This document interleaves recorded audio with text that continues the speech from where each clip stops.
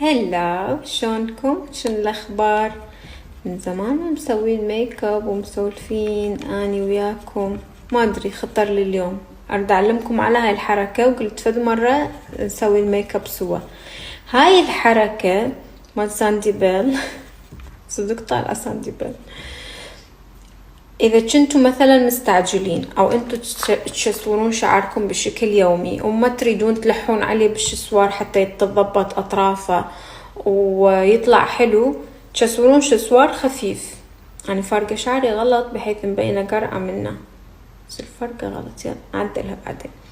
تشسورون شسوار خفيف، بعدين شو تسوون؟ تلزمون تقسموه بالنص، تبرمون الخصلة، تبرمون وتلفون، تبرموها وتلفوها هيجي كبة احنا نسميها.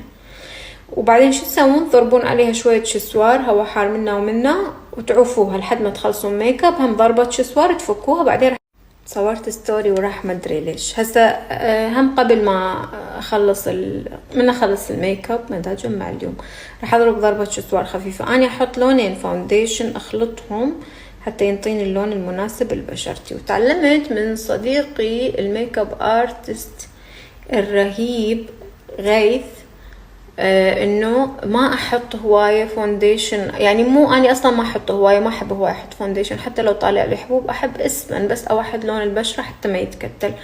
بس تعلمت منه انه ما احط الكمية اللي اريدها رأسا، لا هيجي شوية شوية باي برش ناعمة ومريحة لكم بالاستخدام. يعني نزيد نتفة تشوفون شقد اخذ نتفة هيجي، نزيد شوية شوية. ماكو هاي الغرفة النوم اللي اشتريتها ما وياها كرسي، قاعدة مكي جواني واقفة،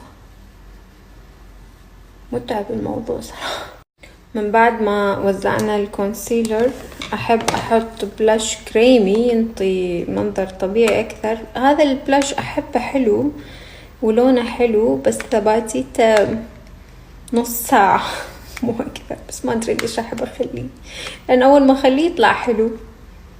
فانه اوكي، اول ما نخليه حلو وبعد نص ساعة يروح نزيده بعدين باودر، بلاش باودر.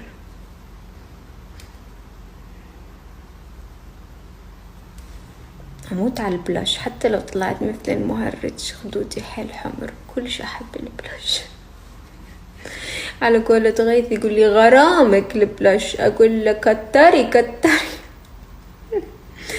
نتعارك انا ويا كل يوم الصبح، وبس يخلص ميك اب ويروح اني ارجع احط بلاش من وراه. اذا شفتوا شي مرة بالمشاهد خدودي حمر زايد كلش طبيعي.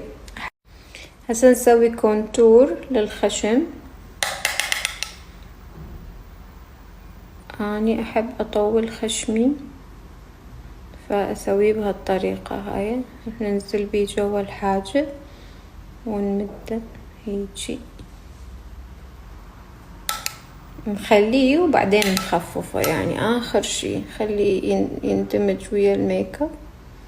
شقد مكروهة هاي الفلاتر اللي تضل ترقص بالوجه، يقول ليش تخلين العادي؟ مو الواحد ما هو اني بلا شي الكاميرا والتصوير يطلعني مو اني وضخمة وطويلة وكبيرة و فاصور هيك زوم بالكاميرا العادية اكيد اطلع مو اني يعني خاف غيري. على سيرة شو اسمه، اي السالفة ردت اقولكم اياها. من طلعت باللقاء ويا هشام حداد وقلت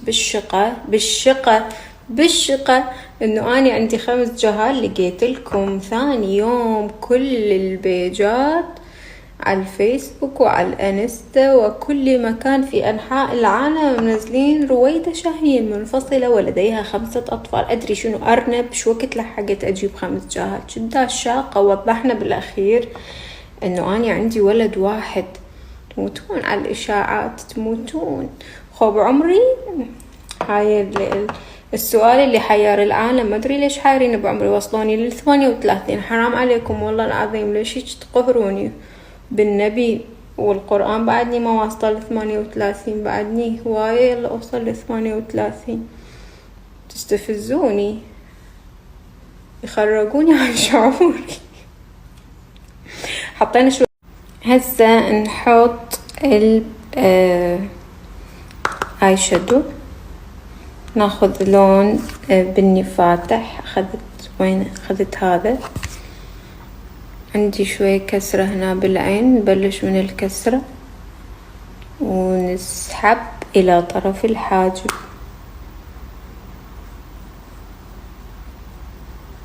حتى ينطي سحب للعين. نعم عزيزي أو عزيزتي المشاهد. راح نرجع نقوي بلون أغمق بكسرة العين حتى ما تبين كسرة العين. وحلو الواحد يمكيج وهو واقف، متعب جدا الموضوع.